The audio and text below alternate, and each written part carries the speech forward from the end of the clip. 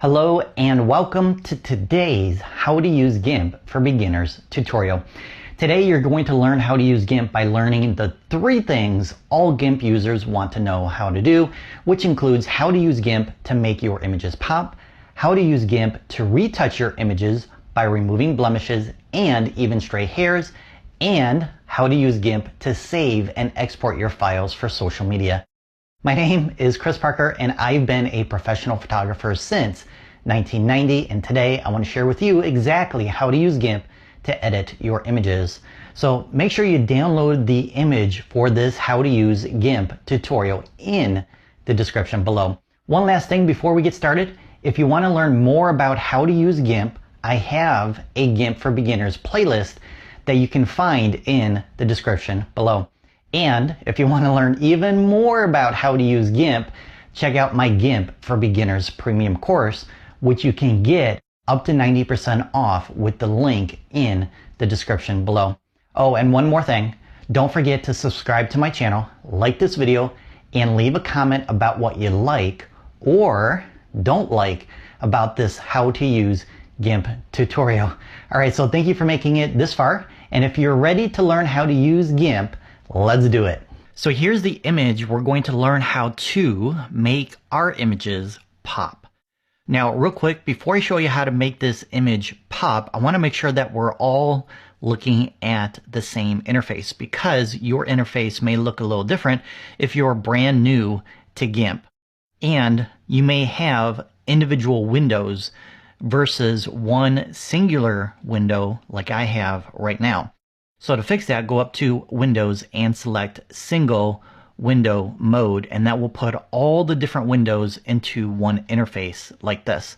Now the other thing is I'm using what is known as a dark theme, and I've increased the size of my tool icons over here on the left. Now we're going to learn about all of that in an upcoming lesson. For now, we're just going to concentrate on improving our images so we can quickly learn how to edit our images in GIMP. So this image looks like it's okay. The colors are pretty vibrant. Overall, we can see a lot of detail, but the image is kind of flat. Now, if we take a look at the edit I've already done, just to show you real quick the before and after, we can see that this edit has more contrast, and that's because the original image doesn't have detail in the shadows and the highlights. Now it's hard to see directly looking at this image, but we have a tool in GIMP that will let us see where detail is missing, and then when we fix it, we add contrast to the image, and that helps make the image pop.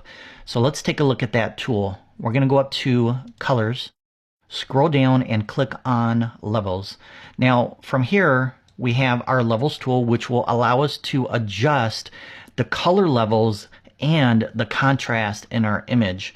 Now there's a lot of information going on inside of this tool, and we're not going to cover all of it right now. We'll go into more detail about some of these other options later on in the class. I just don't want to overwhelm you with too much information right now. I just want to give you the basics so you can start editing your images in GIMP.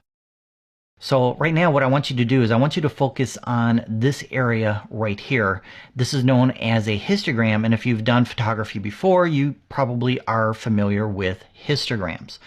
So if we take a look at this histogram, we can see there's a lot of detail in this image. Over here on the right we have our highlights. Over on the left we have our shadows. Now if you're opening up your own images in GIMP and you're not really seeing these peaks and valleys and it's real flat, you can switch the mode that Levels is in to better see the details or the peaks and the valleys in the histogram, and that's simply by clicking on this icon right here, and it will expand the histogram to make it taller and more visible. So you're mostly going to have to do this when you have images that are brightly backlit, or possibly in other scenarios as well. So if you're not seeing the histogram, just click on this icon. For now, we're just going to stay in this mode. So the thing I want you to notice about this particular histogram is the detail in it and what's lacking. If you take a look over here on the shadow side, we see a little bit of detail right here, but there's a huge gap right here with no information in the histogram. So that's telling us that the shadows are missing details in this area. So what we want to do is we want to stretch the histogram to the left, because ideally in most situations you want your histogram to have detail from the far left to the far right, and that increases the dynamic range of that image and gives you more detail from shadows to midpoints to highlights. Now, I'm throwing a lot of digital terms out there right now, and if you're not familiar with them, we will go over them throughout the class, but I've also put together a list of these digital terms you should know, and you can find that in the GIMP Essentials Guide. So if you want to learn more about those before you progress with the rest of the class, I recommend checking out those terms. All right, so back to our histogram. What we want to do, like I mentioned, is stretch this to the left to fill in the gap, and that's going to add detail in that area. And it's going to add contrast, which is going to make our images pop. So there's a couple of different ways we can do it. So if we take a look right here, we have a little box that we can type in a number, or we can use these arrow keys here to move the content to the left. Now the histogram itself isn't moving yet. When you adjust this and click OK and come back in, you will then see that the histogram is stretched out from the left to the right. Now, the easiest way to fill in this gap is to click on this little icon right here. And it's kind of hard to see when it's set at 0, but if you just click on it and drag it to the right or to the left, you can fix your image and fill in that gap with detail. So as I move it to the right, you will see that the image is getting darker and is getting more contrast, which is making our image pop. And of course, if you go too far, you will begin clipping data in the shadows and losing detail, and the image is going to look unnatural. So you don't want to go too far. What you want to do ideally in most situations is to place this little icon right up along the edge of the histogram where that detail is currently in the image. So right around 30 is a good place to put it. But for me personally, I find this to be too dark and too much contrast. So I'm going to drop this down to around 25 just to tone it down a little bit. And then the next question you may have is, well, which one is right? And how do I know where to set it exactly? Well, it all depends on your personal preference. You may prefer an image with more contrast versus what I like. So it's just a give and take on deciphering what you prefer versus what somebody else may prefer and adjusting your edits according to your personal style. Now, the other thing that's going to affect what you see, of course, is your monitor yourself. If you take a look at your images on your laptop monitor and compare it to your smartphone and your tablet and your monitor at work, you're going to notice that all the images look different. So you probably noticed that already, and that's just based on the quality of that particular monitor, how it's able to display the colors and the shadows and the highlights. It's not going to be the same for all devices. So that's a story for another day. So let's go ahead and get back to editing our image. Now, the other thing you may want to do is you may want to take a look at your highlights, and we can see there's a teeny tiny gap right here. So you may want to move this icon to the left to fill in that gap. And when you do, it's increasing the contrast a little bit more and making the image pop that much more. We can also take a look at a before and after before we commit to this particular edit to see if we want to further tweak the edit. So if we just click on our preview icon here, we can see the before and after. All right, so that's how you edit your images to make them pop. Now, what I want you to do now is I want you to make sure that you still have this image open for the next tutorial. And here's why. I want to show you how to retouch your images by removing blemishes and stray hairs. So if we take a look at this image up close, we have a pimple here, a couple stray hairs here and here that I want to remove. And I want to show you how easy it is to retouch your images in the next tutorial. So if you're ready for that, let's do it. All right, we're going to go ahead and retouch our image now. So the first thing we're going to do is grab our zoom tool, which is located right here on our toolbar. Go ahead and click right there. And there's a couple different ways that you can use the zoom tool to zoom in and out. All you have to do is click once and it will begin zooming in every time you click. Now, if you want to zoom out, you can go to your tool options right here and click on zoom out, and then it will zoom out. Now, we do have a keyboard shortcut. I don't want to overwhelm you with too much information again, but I just want to share this with you real quick. If you hold down your control key, if you're on Linux or a Windows machine, or the command key if you're on a Mac, that will allow you to zoom out even though you have the zoom in option selected. So hold down Command or Control and you will then zoom out. Once you release, you will then be able to zoom back in. Now, my favorite way of zooming in is to click and drag around the area that I want to zoom into. And once I release my mouse button, it will automatically zoom in. All right, let's go ahead and retouch our image. So the tool we want to use for retouching is called a healing tool, which is located right here on our toolbar. So go ahead and click on that. And then what we're going to do is we're going to paint in the area that we want to retouch with a brush. So in our tool options, we have the options for adjusting our brush. So again, we're going to cover our brushes in more detail later in the course. Right now, we're just going to use the default options to learn how to retouch in GIMP. Now, the problem is once we click on an area that we want to retouch, I want to remove this pimple right here. It's not really doing anything when I click in that area. If you take a look down here, we get a little message that says, set a source image first. So what we need to do is we need to tell GIMP where we want to retouch from.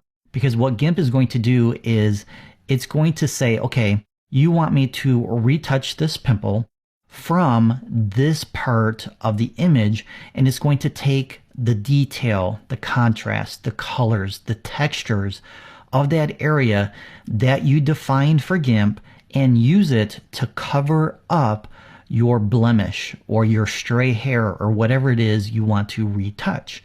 So it's like a Band-Aid. It's going to take that information from one part of the image and apply a Band-Aid over the area that you want to retouch, and it's going to take all that information and blend it together to make it look as natural as possible. All right, so let's try it out. Now, in order to tell GIMP where we want to retouch from, we have to hold down our control key or our command key if we're on a Mac, and we want to choose an area that is similar to the area that we're retouching. So in this case, our pimple. So let's place our mouse cursor right over this area, hold down your control or command key, and click one time. Once you release your control or command key, you will then be left with this little circle right here. This is where GIMP is going to take this information to remove this information. Now, to do that, all we have to do is come over to our pimple without holding down any other keys. We just click once with our left mouse button and boom, it's gone. How cool is that? I love it. Now, we don't always have to just click once to remove it. Sometimes we may want to paint in a continuous stroke to remove a larger blemish. For example, our stray hairs up here at the top. Let's take a look at how we can do that. But first, what I would recommend doing is I would recommend adjusting the brush size according to the size of the area that needs to be retouched. Now for our pimple down here, this size brush was fine, which is a size of 50 by default. I think mine says 51. So Either way, that size was fine for that pimple. But for our stray hair, we want to make our brush size smaller.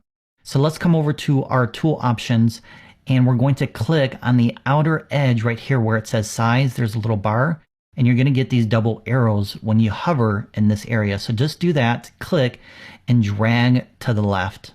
Now we can also double click right here and type in a number, which I'm going to do. I'm just going to type in 15. I'm going to delete the last 2 zeros there, and then click your tab key, and then the brush size is resized accordingly. Now, just like before, we need to redefine where GIMP is going to retouch from. So hold down your Control or your Command key and just click anywhere in this area one time. Okay, so this is the source area. And now, instead of clicking once, I'm going to click and drag along the hair to remove that stray hair. So go ahead and do that as well. We're going to start down here at the bottom, click and drag up. And you're also going to notice that area that we defined as the area to clone or to heal from or to fix from is moving as we brush upwards. And as we get into this other hair, it's going to add that extra hair in there. So let's go ahead and undo that by going up to Edit and selecting Undo. So this time, instead of starting from the bottom, we want to start right above the area that we defined for GIMP. That way, we're not adding any extra hairs back into the image. So I'm going to click, drag down, and then drag back up to remove that hair. I can also click and continue removing these hairs as well. The only problem is the texture down here is slightly different from here. So if you want to remove these stray hairs, you're going to have to hold down your Command or Control key to redefine where you're going to retouch from, and then you can fix any other part of the image that you want. Let's go ahead and click over here and remove this stray hair. I'm going to also redefine by clicking here. I also have a little blemish that I'm going to remove, and then I can continue editing the rest of the image as needed. So go ahead, play around with the heal tool and practice defining the areas to tell GIMP where to retouch from. Once you're done with that, again, keep this image open because in the next tutorial, I want to show you how to resize your image properly for online use. Now, when you're editing your images, you may be tempted to just save the file and post it on Facebook, but we want to make sure that it's the correct size so that we're not uploading images that are too large. And there's a little trick to ensure that our images are still of a high quality, because sometimes when you upload to Facebook, your image may not look as good as it does in GIMP. And that's because Facebook is compressing the file when you upload it and lowering the quality of the image. So we're going to learn how to save our images for Facebook in the next lesson. So if you're ready for that, let's do it. Hello and welcome back. All right, we are now going to learn how to properly resize our images for online use. Now, you could take the image as it is right now and upload it for your Facebook page or your website or wherever you want to place it online, but the image is too large. It's going to take longer to upload versus properly sizing it. And anybody that wants to view it, it's going to take them longer to download that image to view it. Now, one image may not be a big deal, but if it is too large, then it will hinder the experience of the people that want to view it. And if you have, let's say, 50 images at the wrong size, they're too large, then it's going to take that much longer to upload them because they are too large. So let's learn how to resize our images for Facebook. So let's take a look at the sizes recommended for Facebook posting. So if we take a look at this guide here from the Social Media Examiner, you can do a Google search for this, and then you'll find the different sizes for posting your images on Facebook, Twitter, Pinterest, Instagram, and some other places as well. So if we scroll down, we can see there are some different sizes for Facebook images, And these are the recommended sizes. So your Facebook profile should be 180 by 180 pixels.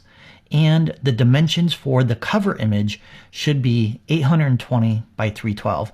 Now these were the sizes recommended in 2018, but I think Facebook just changed their layout. So you'll need to do a search for the most recent sizes. So do a search for 2019 instead of 2018. Now, if we scroll down, we can see the sizes recommended for Facebook posts, which is 940 by 788 pixels, which is a horizontal image. Now, you don't have to be restricted to that height. You can go much taller, but the recommended width is right here, 940 pixels wide. So we're going to resize our image here in GIMP to be 940 pixels wide. But there's something else that we need to change for the size of this image as well. So let's do that by going up to Image and selecting Scale Image. So from here we can see the width and the height in pixels. We can also change this to inches, which is 7 by 10 inches tall, and then the resolution is 300. Now, if you're not familiar with resolution, we are going to cover that in more detail later on in the class, but for now, just real quick, 300 for the resolution is too much for online use. When you want to print out an image, let's say a 5 by 7, 8 by 10, or whatever the case may be, you want to set the resolution to 300 for print use. Now, for online use, we want a maximum of 72 for the resolution.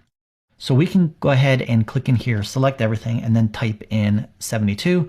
And if your icon looks like this right here, this links the two together. And then when you hit your tab key, it automatically changes the Y resolution, which is the height, to 72 as well. If it looks like this, then you have to manually type it in. The other thing you're going to notice is when you resize it to 72 for the resolution, the width and the height changes from 7 by 10 to 30 by 45. But the pixels stay the same. Now, that's a little confusing, and we'll explain that later on in the class. So the other thing we want to do is we want to take that maximum width that Facebook recommends, which is 940, and type it in to the width to change the size of our image. And then when we click our tab key, it's going to automatically calculate the height to keep that image in proportion. And again, you need to make sure that this icon is turned on or linked. So those are the new dimensions right here, 940 by 1419 for this image. Once we click Scale, GIMP will do its magic, resize it, and then it will become smaller because you did make the overall image smaller. Now all we have to do is export this file either in one of two different file formats in order to save the new size so we can upload it to Facebook. So to do that, we're going to go up to File, scroll down and select Export As. Let's give it a new name. I'm just going to put 2 on the end of it. And then the file is a JPEG file, and that's what the original file format is. Again, we'll go over file formats later on in the class, but you can use JPEG for Facebook. The thing though is when you upload to Facebook, what they're doing to your image is they're going to take that image and compress it to make that image file size smaller. So in the process, you lose quality. So you may have noticed that already, that when you upload your images to Facebook, they don't look as good as they do in whatever program you were using at the time, let's say GIMP. And you may wonder why that is. Well, it's because they're compressing the file. So the one thing that we can do to try and alleviate some of that compression and create a better quality image after compression is to change the file format to PNG. So just erase JPEG and then type in PNG, and then it will be saved at this new file format. You can also come down here to select file type and choose from one of these different options down here. There's a ton of them, but PNG is listed right here, and here's the extension we just typed in, PNG. So now when you export this file in this format, you can use this file to upload to Facebook, and hopefully the quality of the image matches what you see in GIMP. So we do have some other options here once we click on our export button. I would just recommend keeping everything at default for now until we learn more about these other options. So we can go ahead and click export. We'll then export that file for you to upload to Facebook.